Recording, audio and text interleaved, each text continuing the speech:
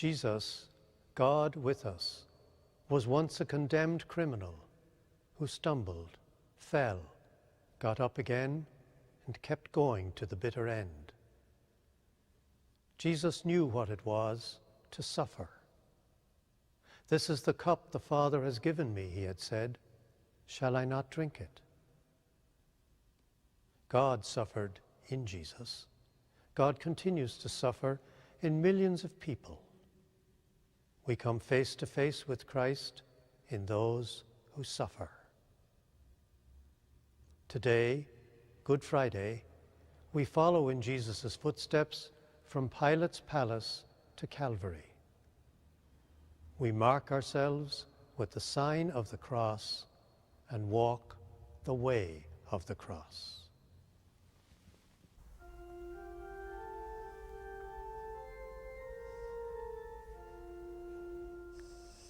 Jesus on the cross is dying, soon his body will be lying in the darkness of the tomb. First station, Jesus is sentenced to death. Jesus came out wearing the crown of thorns and the purple robe. Pilate said to the crowd, "Here is the man." They cried out, away with him, crucify him." Then Pilate handed him over to them to be crucified. "We adore you, O Christ, and we bless you, because by your holy cross you have redeemed the world." The religious leaders sought the death penalty for Jesus. He was more than they could take. But the death penalty was not theirs to carry out. So they brought him to Pilate. "I will have him flogged and let him go," said that crowd pleaser. "You're no friend of Caesar if you let him go," they replied. Crucify him, said the crowd. They had their way. Pilate released Barabbas and sentenced Jesus to death. Mob justice. The guilty are let off, the innocent are convicted. "This is the cup the Father has given me. Shall I not drink it?" God's own mother, purest maiden, sees the sinless one sin-laden. Blessed fruit of blessed womb. Second station, Jesus carries his cross. Carrying the cross by himself, Jesus went out to what is called the place of the skull. "We adore you, O Christ, and we bless you, because by your holy cross you have redeemed the world." A soldier at the head of the procession, a box of Roman legionaries around the prisoner. A 2-meter crossbeam to which he would be nailed was placed on his shoulder. His final walk of about 600 meters had begun.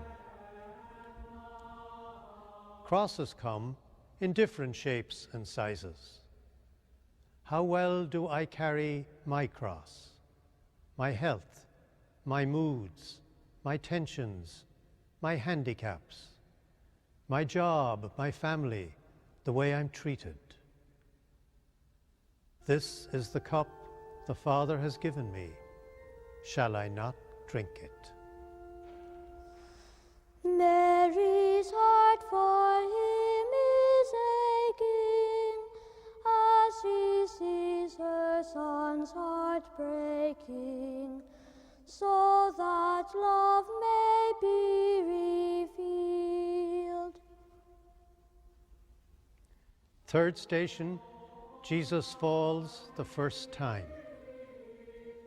We adore you, O Christ, and we bless you, because by your holy cross you have redeemed the world. The crossbeam began to sway, and Jesus staggered. In a moment he pitched forward. The beam hit the ground, hung standing for a second, then dragged him down to the cobblestones. Crosses never fit snugly onto shoulders. They get heavier with each succeeding step. We struggle to stay on our feet. We collapse under the weight of our particular cross. We fall flat on our face.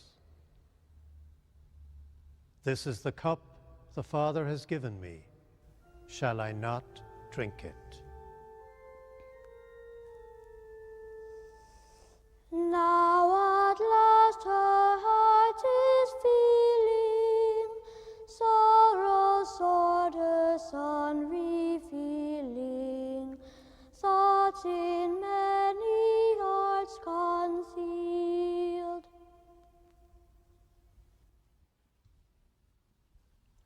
Fourth station, Jesus meets his mother Mary. Simeon had said to his mother Mary, "A sword will pierce your soul too." We adore you, O Christ, and we bless you, because by your holy cross you have redeemed the world. Stations 4, 5, and 6 remind us that Jesus found encouragement and assistance along the way. Mary was there, as always, wanting to do something, anything, forced to look on helplessly. He half hoped she wouldn't have to see him like this. Yet her presence renewed his strength. How many mothers suffer with their children and for their children as they watch them struggle, see them fall, and have to let them go. This is the cup the Father has given me. Shall I not drink it?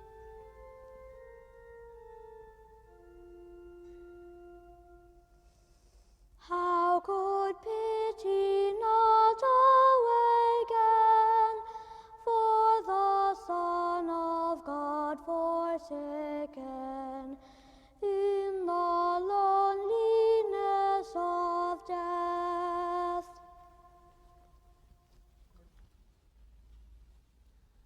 Fifth station, Simon helps Jesus carry the cross. The soldiers seized a man, Simon from Cyrene, who was coming in from the country. They made him shoulder the cross and carry it behind Jesus. We adore you, O Christ, and we bless you, because by your holy cross you have redeemed the world. All his friends had taken off. He carried his cross unaided. A stranger from North Africa was in Jerusalem that faithful Friday. The Roman soldiers ordered him to get in line behind the criminal. Step by step, Simon, the North African, matched his stride to Jesus' painful progress. From here to Calvary, Jesus had a partner. Did Simon know whose cross he carried? We thank the Simons in our lives, those who walk with us and enable us to keep going. We are grateful for their helping hands and listening ears, for shoulders to lean on. This is the cup the Father has given me. Shall I not drink it?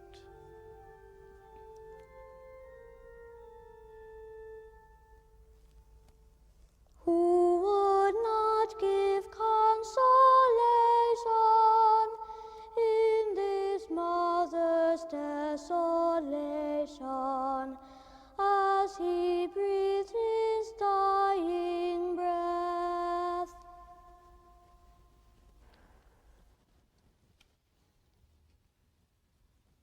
Sixth station, Veronica wipes the face of Jesus. We adore you, O Christ, and we bless you, because by your holy cross you have redeemed the world. A woman in the crowd saw him coming down the road. As he drew near, she noticed how weary, marred, and disfigured he was. Undaunted by what others thought, she removed her veil, approached him, and gently wiped his grimy face. The legend says her veil retained the image of the face it touched. Did his mind go back to Simon the Pharisee's house, and the woman who very publicly stood behind him, weeping, and bathed his feet with her tears, dried them with her hair, continued kissing his feet and anointing them? At critical moments, is it always women who show the most courage? This is the cup the Father has given me. Shall I not drink it?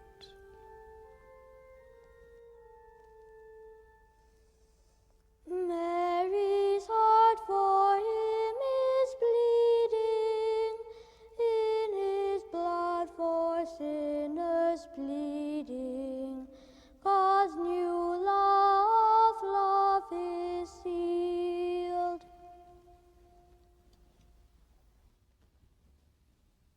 Seventh station, Jesus falls the second time. We adore you, O Christ, and we bless you. Because by your holy cross you have redeemed the world. Too heavy a load, too long a journey. With each succeeding step, the wooden beam got heavier and heavier. Legs and arms ached. Once more the beam began to sway, and once again he pitched forward and downward. The Roman whips, the rough commands, the heavy effort to get up.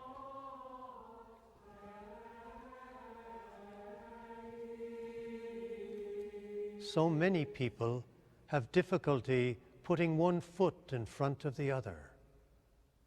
How far more, O Lord, how far more? One step at a time. More than halfway there now. This is the cup the Father has given me. Shall I not drink it?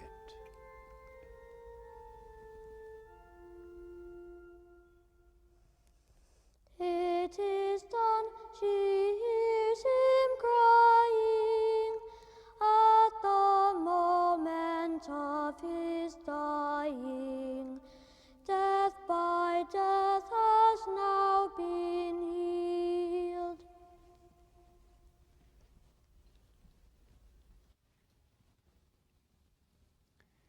Eighth station, Jesus meets the daughters of Jerusalem.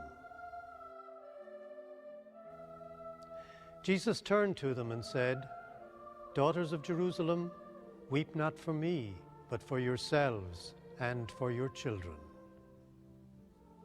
We adore you, O Christ, and we bless you. Because by your holy cross you have redeemed the world. The women had compassion for the condemned man. Their hearts went out to him, knowing what awaited him at the end of the road. Was he warning them not to be part of this Jerusalem way of doing things?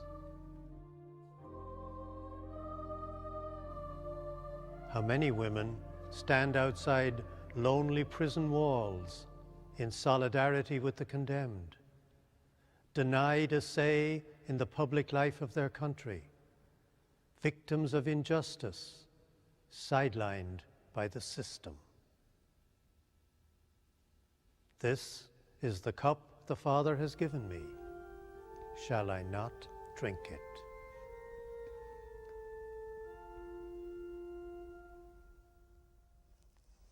Let me stand beside you, sharing grief for Jesus, my sins bearing, on the cross of Calvary.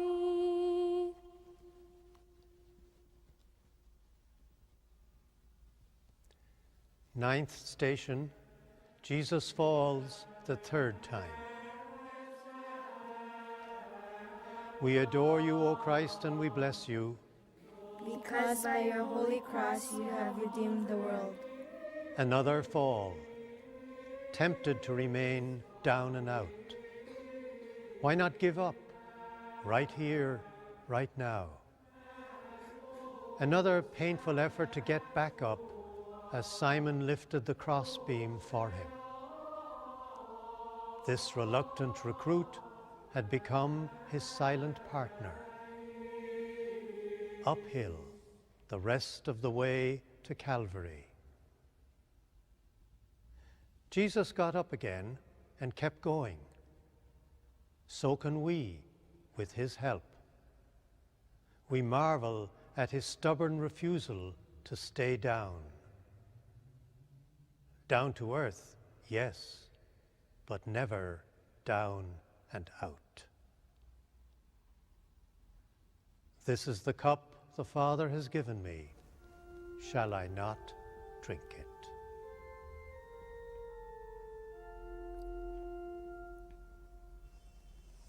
By the cross your vigil keeping, let me share your silent weeping. Pierce my heart with sorrow's sword.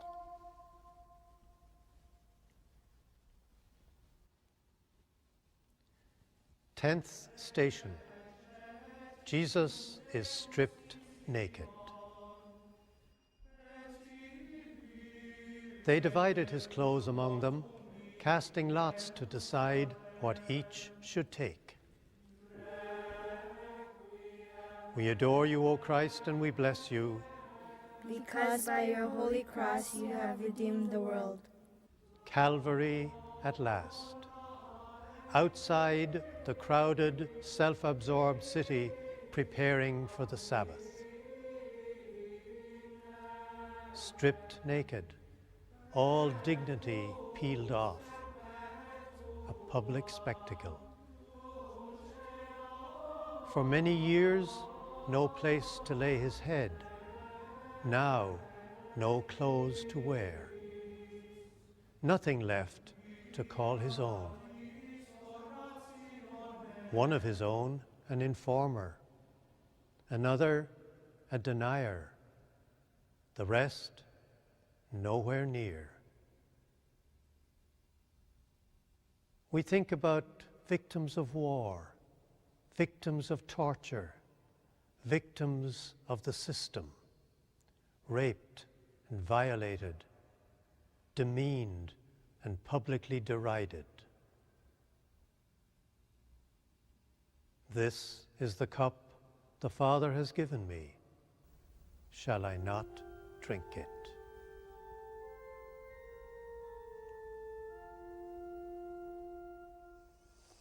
Let me, though in humble fashion, share with you the bitter passion of the Son you brought to birth.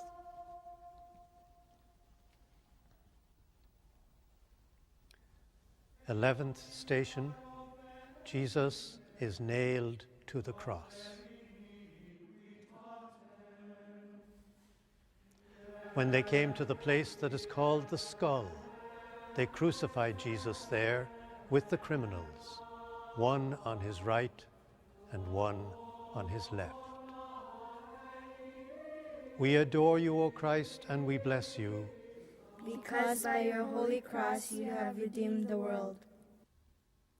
Crucifixion, gruesome, gory, capital punishment.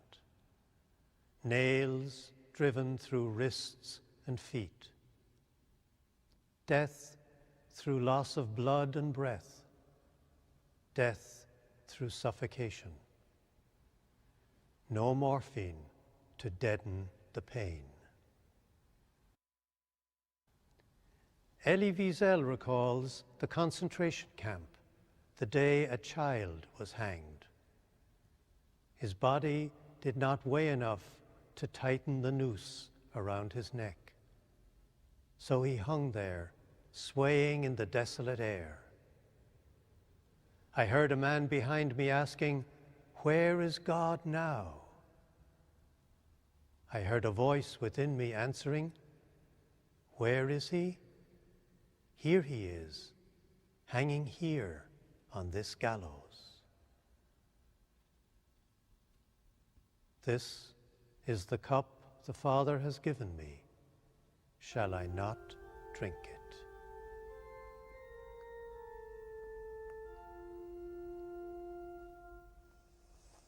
Let me bear the wounds of Jesus, drink the precious blood that frees us, glory only in his cross.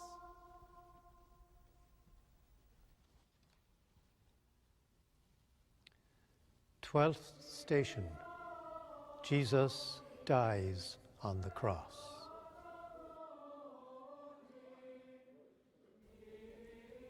When Jesus knew that all was now finished, he said, "I am thirsty." So they put a sponge of sour wine on a branch and held it to his mouth. When he had received the wine, he said, "It is finished."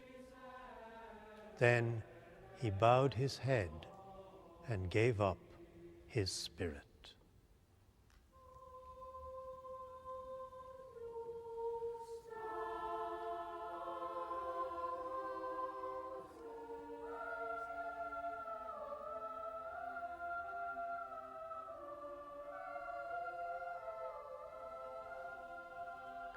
Sentenced Friday morning, executed Friday afternoon.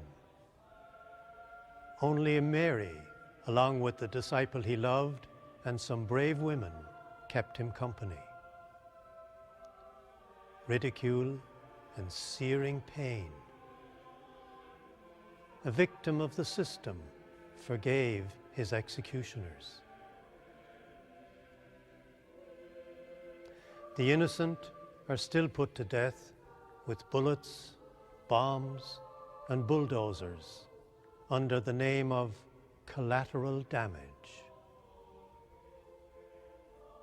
He drank the cup to the bitter end because he loved us to the end. Can you and I drink our cup? This is the cup the Father has given me. Shall I not drink it?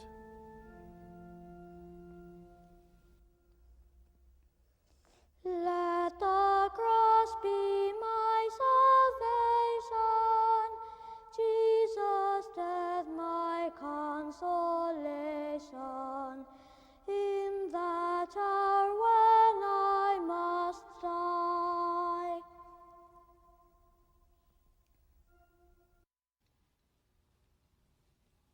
Thirteenth station, Jesus is taken off the cross. Joseph of Arimathea, a secret disciple of Jesus, came and removed his body. He and Nicodemus, who had at first come to Jesus by night, wrapped the body in linen cloths.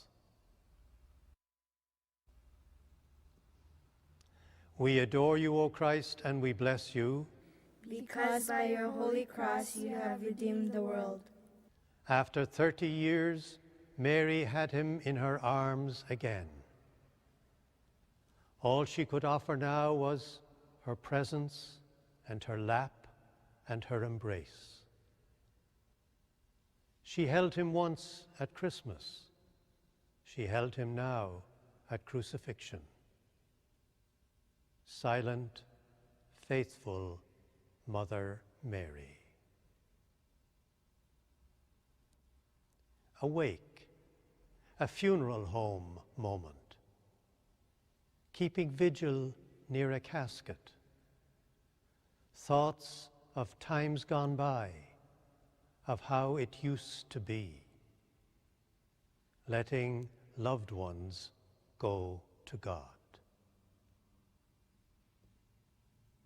This is the cup the Father has given me. Shall I not drink it?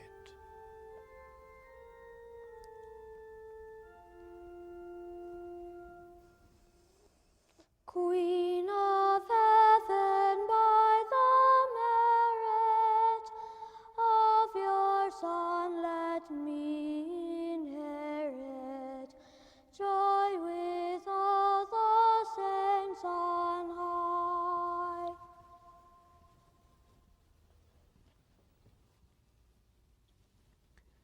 Fourteenth station, Jesus is buried in the tomb of a friend. There was a garden in the place where he was crucified, and in the garden there was a new tomb in which no one had yet been buried.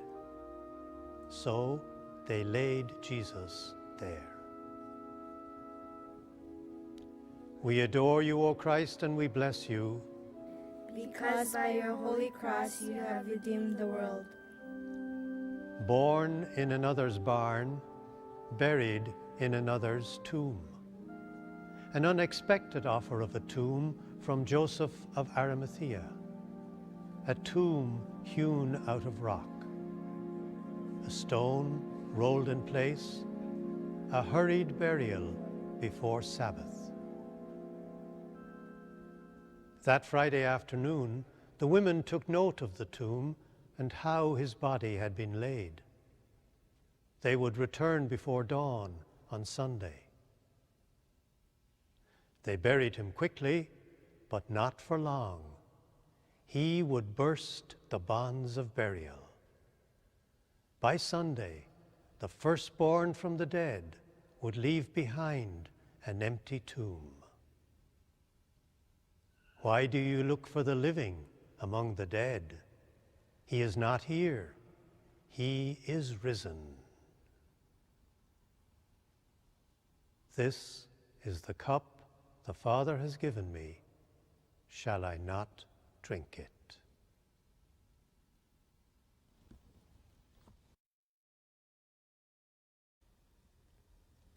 Mary, you were there as always, there when he was taking shape within your womb, when you gave birth to him in distant Bethlehem, when he asserted teenage independence in the temple, through all the years at Nazareth, when he had gone from home and Joseph was no longer there.